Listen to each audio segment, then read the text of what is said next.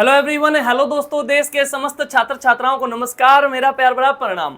उम्मीद करता हूं आप सब बहुत बढ़िया होंगे, एकदम खुश होंगे, मस्त होंगे, स्वस्थ होंगे और अपने एग्जाम की तैयारी करने में व्यस्त होंगे। ऐसी उम्मीद मैं आपसे करता हूं और मैं दीपक आप सभी का दीप लर्निंग पॉइंट के इस ऑफिशियल यूट्यूब चैनल पर तहे दिल से वेलकम कर रहा हूं। पूरे उत्साह और उमंग के साथ आप सभी का स्वागत करता हूं और फिर से हाजिर हूं आपके साथ एक नई क्लास लेकर।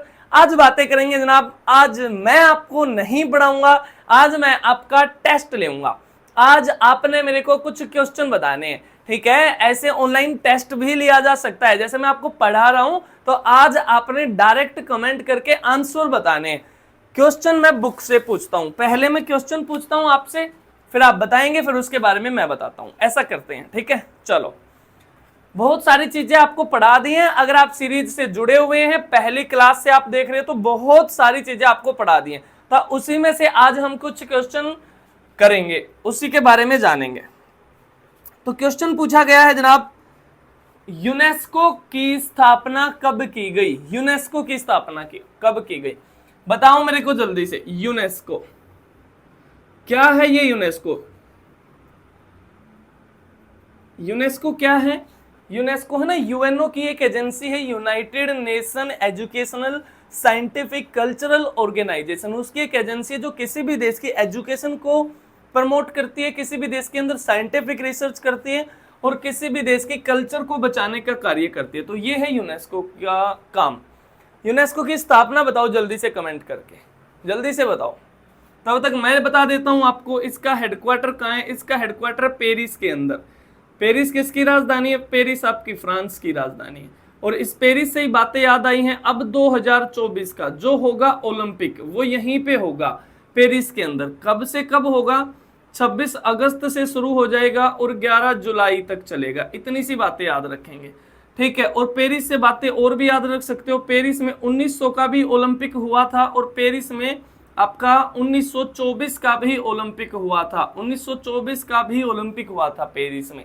तो पेरिस में ही मुख्यालय किसका है? यूनेस्को का। और अगर आपसे पूछ ले पेरिस किस नदी के तट पे? पेरिस है ना सीन नदी के तट पे। पेरिस है सीन नदी के तट पे।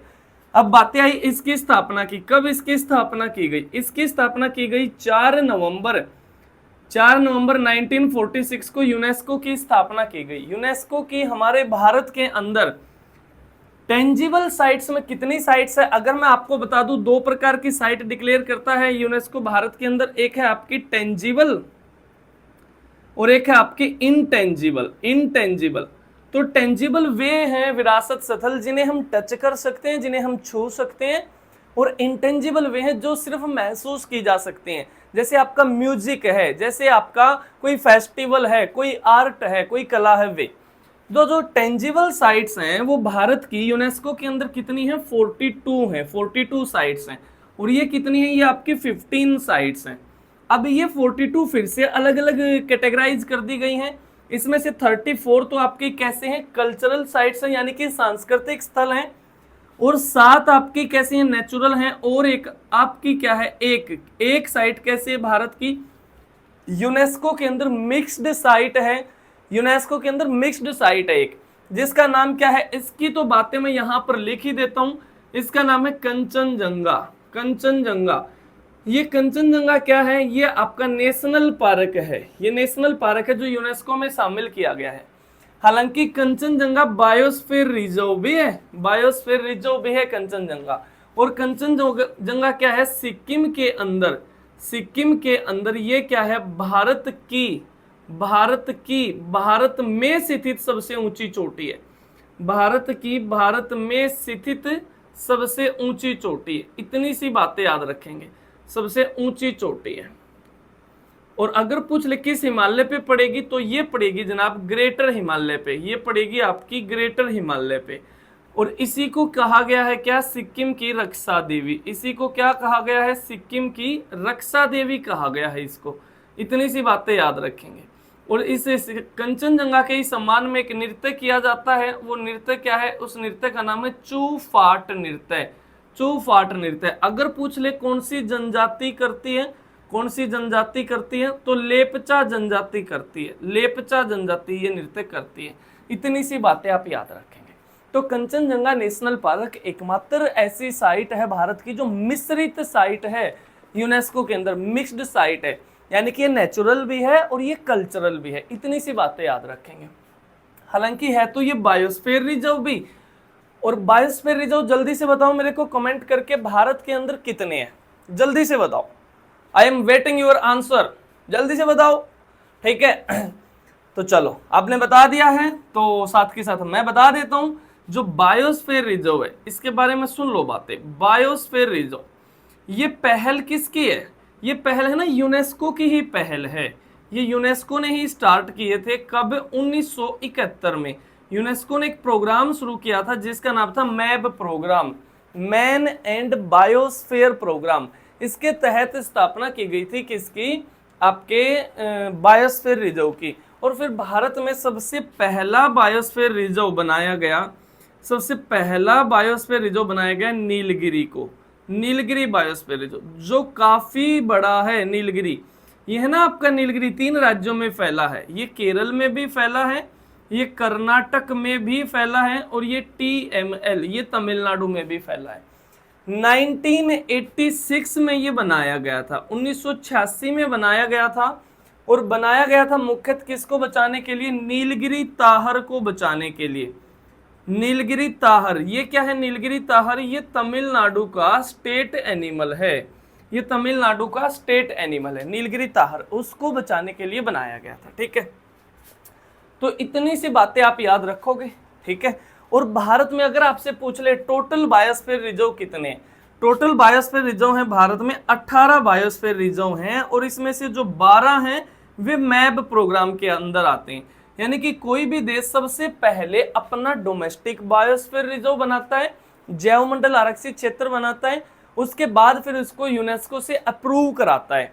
तो भारत में यूनेस्को से अप्रूव 12 हो चुके हैं, सिर्फ 6 रहते हैं। तो टोटल अगर हमारे यहाँ पूछ ले तो कितने हैं आपके? 18 हैं। इतनी सी बातें याद रखेंगे।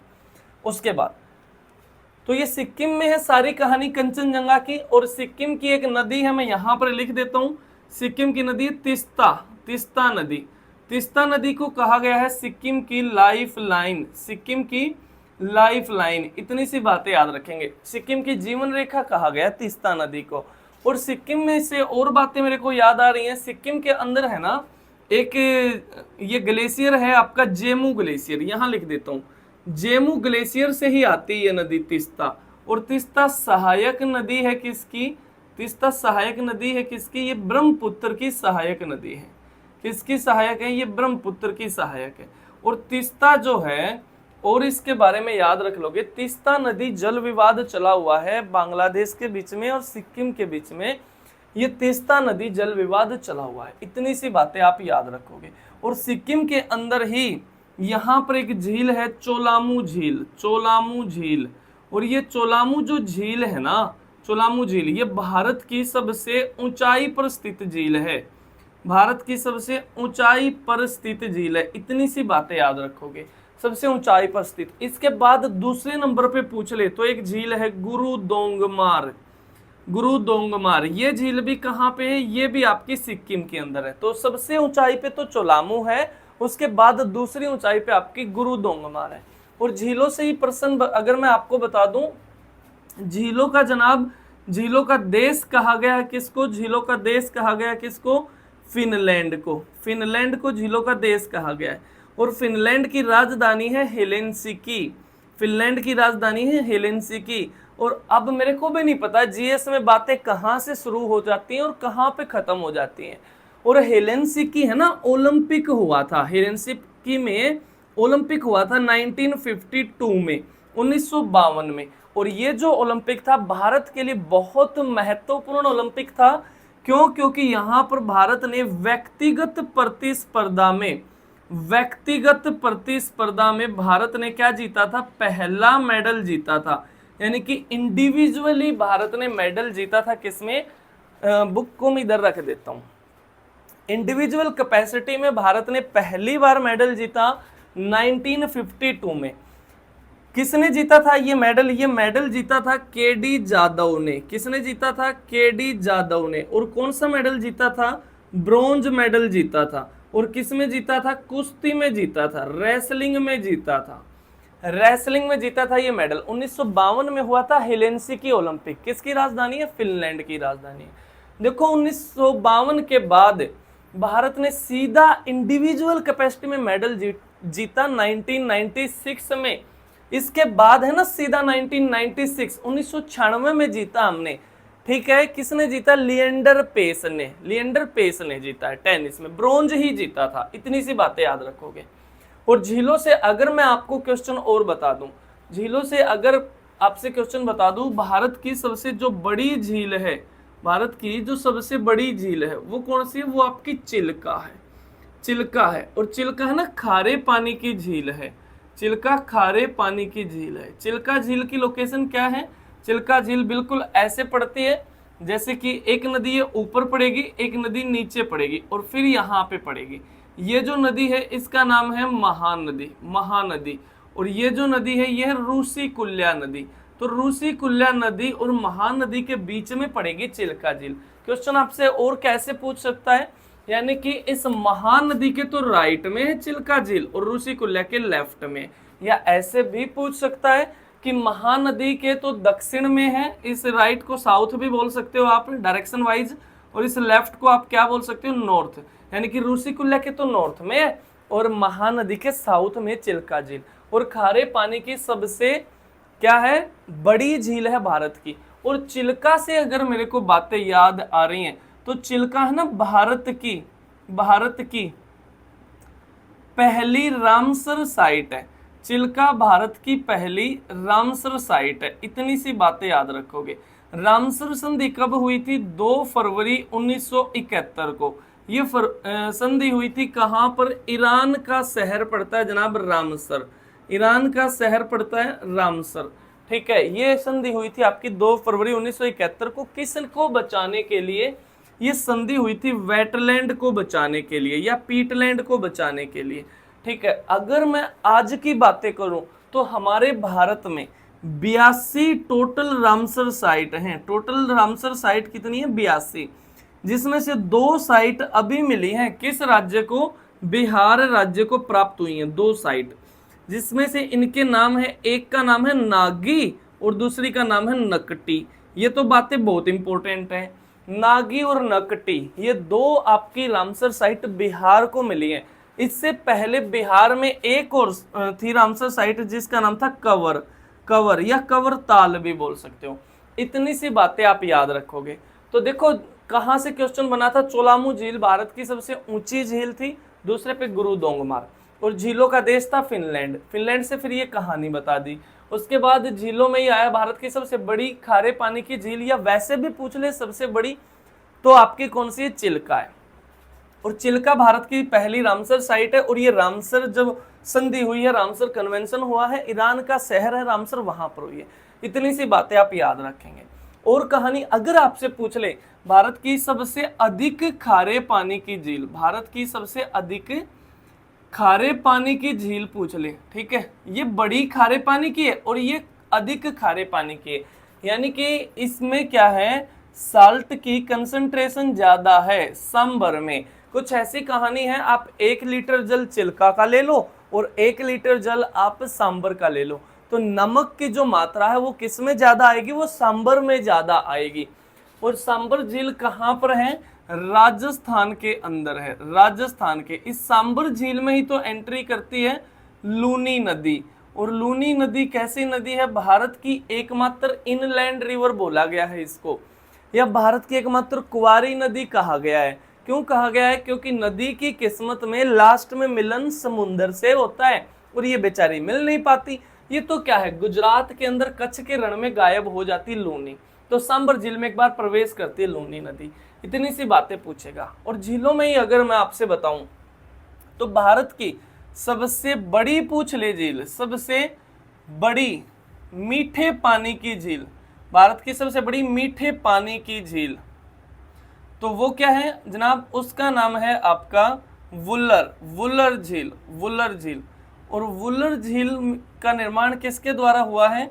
झेलम नदी के द्वारा हुआ है, झेलम नदी के द्वारा हुआ है। और झेलम नदी किस नदी तंत्र का हिस्सा है? सिंधु नदी तंत्र का हिस्सा है। अगले वाली क्लास में हम बातें इसी के बारे में करेंगे, सिंधु नदी तंत्र के बारे में। कल मैंने आपको पढ़ाया था गंगा रिवर सिस्टम, ठीक है। तो मैंने सोचा आज क्यों ना हम रिवीजन कर लें, ठीक है। क्लास आपके पास रोजाना आ रही है, ठीक है, रेगुलरिटी से क्लास आ रही है। आप रोजाना की क्लास को अटेंड किया करो।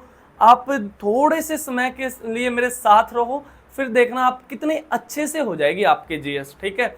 कैसे आपको तैयार करनी है, सारी स्ट्रेटजी बहुत जल्दी आपके लिए बहुत सारी चीजें आने वाली हैं, ठीक है। आप बस जुड़े रहो। अब झेलम नदी से पूछ ले, झेलम नदी का पुराना नाम क्या है? वितस्ता है। झेलम नदी का पुराना नाम वितस्ता है। और झेलम नदी के ही तट पे जम्मू कश्मीर की राजधानी श्रीनगर स्थित है। झेलम नदी के तट पे जम्मू कश्मीर की राजधानी श्रीनगर स्थित है। और झेलम आती कहाँ से? जम्मू कश्मीर के अंदर बैरीनाग के समीप है ना, एक झील पड़ती है शेषनाग, शेषनाग, वहां से आती है झेलम नदी। इतनी सी बातें याद रखनी है। और अगर आपसे पूछ ले कि भारत की सबसे बड़ी पूर्वोत्तर भारत की मीठे पानी की झील कौन सी है, तो पूर्वोत्तर भारत की सबसे बड़ी मीठे पानी की झील है लोकटक झील। लोकटक झील पूर्वोत्तर भारत की सबसे बड़ी मीठे पानी की झील है लोकटक झील। किस राज्य के अंदर है? मणिपुर के अंदर है, मणिपुर के अंदर है। और इस झील के अंदर एकमात्र तैरता हुआ पार्क है, तैरता हुआ पार्क है, पूरी दुनिया का एकमात्र तैरता हुआ पार्क, जिसका नाम है कैबुल लामजाओ। क्या नाम है? कैबुल लामजाओ इसका नाम है। पूरी दुनिया का एकमात्र फ्लोटिंग पार्क है। बातें आई, ये पार्क है तो इसका मतलब यहाँ पर कोई वेजिटेशन है जो तैर रही है, कोई ना कोई वनस्पति है, और उस वेजिटेशन का नाम है, फुमदी, PHUMDIS, फुमदी बोलते हैं इसको। हालांकि हिंदी में ना फुमड़ी भी बोल सकते हैं, फुमड़ी भी बोल देते हैं, ठीक है। और यहाँ पर इस झील के ही अंदर यहाँ पर रहता है संगाई। संगाई, संगाई क्या है? संगाई है ना स्टेट एनिमल है। संगाई क्या है?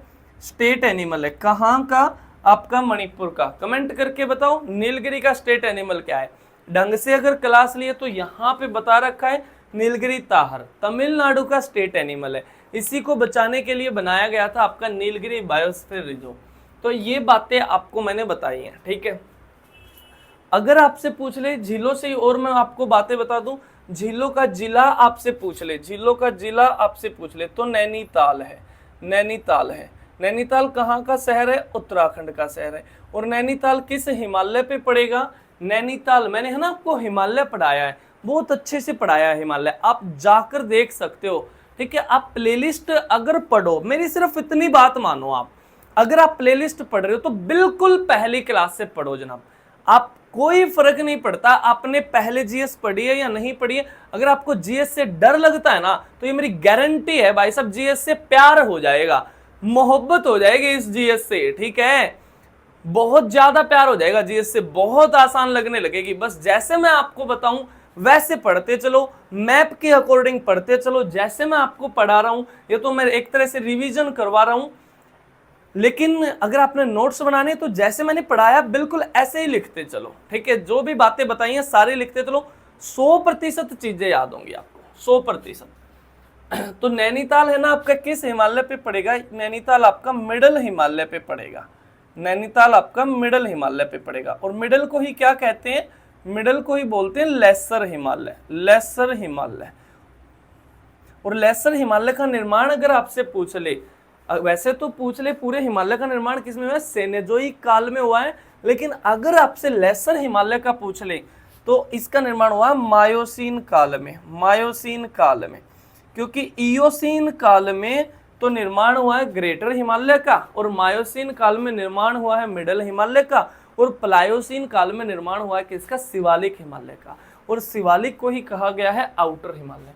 इतनी सी बातें याद रख लोगे तो मेरे ख्याल से हर रोजाना की क्लास में ये जो क्वेश्चन मैंने आपको बता दिए हैं ना, ये लगभग 80 से 100 क्वेश्चन बन जाएंगे अगर आप ध्यान से इसको देखोगे, ध्यान से आप इसका एनालिसिस करोगे। 80 से 100 क्वेश्चन रोजाना आपके लिए आ रहे हैं, और ये 15 से 20 मिनट तक की वीडियो में आते हैं। कोशिश तो करता हूं 10 मिनट का शो ये आपके लिए रहे, लेकिन हो जाती है कहानी। जीएस में ऐसा ही होता है, पढ़ाने वाले को भी नहीं पता चलता कहां से कहानी शुरू की है, कहां पे कहानी खत्म हो जाएगी, किस सब्जेक्ट से बातें शुरू की है, किस सब्जेक्ट में जाके खत्म होंगी। तो उम्मीद करता हूं यहां तक की बातें आपको समझ में आई होंगी, और मिलता हूं फिर आपसे अगली वीडियो में। जल्दी से अब कमेंट करके ये बता दो शायरी आज सुनानी है या नहीं सुनानी है, फिर अगली क्लास में बातें करेंगे। ठीक है, सुनानी है, चलो शायरी की डायरी से ही सुना देता हूं। एक शायरी आपको कल भी सुनाई थी शायद, या नहीं सुनाई थी, बताया करो मेरे को जल्दी। तो शायरी है कि कुछ फूल कभी खिलते नहीं, कि कुछ फूल कभी खिलते नहीं, और कुछ जख्म कभी सिलते नहीं, और एक तुम हो जो हर किसी के हो जाते हो, कि एक तुम हो जो हर किसी के हो जाते हो, और एक हम हैं जो हर किसी को मिलते नहीं, एक हम हैं जो हर किसी को मिलते नहीं। तो आज की बातें यहीं तक रखते हैं। आप एकदम खुश रहा करो, मस्त रहा करो, टेंशन किसी बात की लेनी नहीं है, बहुत अच्छे से पढ़ाई किया करो। ठीक है, क्योंकि जिसकी मस्ती जिंदा है उसकी हस्ती जिंदा है, अदरवाइज वो इंसान इस दुनिया में जबरदस्ती जिंदा है। तो बिल्कुल खुल के जीवन जिया करो। इस पे मेरे को फिर से एक बातें याद आ रही हैं कि क्यों खुलकर नहीं जीते, यहाँ कौन सा दोबारा आओगे, कि क्यों खुलकर नहीं जीते, यहाँ कौन सा दोबारा आओगे। तुम इंसान हो यार, गणित के पहाड़े नहीं जो बार बार दोहराए जाओगे, जो बार बार दोहराए जाओगे। ठीक है, तो चलिए मिलता हूं फिर आपसे अगली क्लास में। तब तक के लिए खुश रहो, मस्त रहो, स्वस्थ रहो। जय हिंद, जय भारत, वंदे मातरम।